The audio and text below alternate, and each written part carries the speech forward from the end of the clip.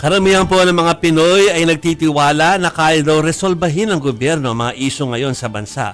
Pero marami rin ang nagsasabi na ang mga nakaupong opisyal ay hindi pinapahalagahan ng kanilang paniniwala kaya may tinatawag na disconnect. 31% lang ang nagsabing pinapahalagahan ang sinasabi ng publiko at ayon yan sa tugon ng masa survey ng Okta Research noong December 3 to 11, 2025. Kasi bumoto kayo ng tipong magpapahalaga sa mga ano nyo. Boto tayo ng magpapahalaga sa bawat damdamin ng Pilipino. Ang haba ng diskusyon namin niya kay Randy Try kanina, ang presidente ng Okta Research. Sabi namin, ibig mong sabihin, 55% ng mga Pilipino naniniwalang mareresolba ng mga institusyon ng gobyerno ang mga problema ng bayan. Yeah. Ang galing yun. Ang galing yun. Sa 1,200 respondents.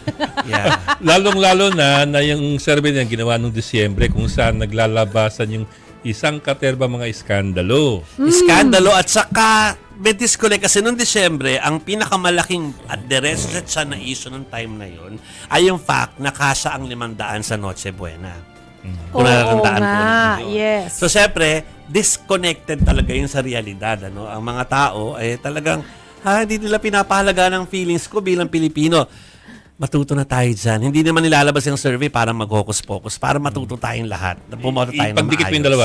Hindi tayo pinapakinggan, pero nagtitiwala pa rin kami. Huwag tayo magtiwala doon. Okay? Illogical. Yeah.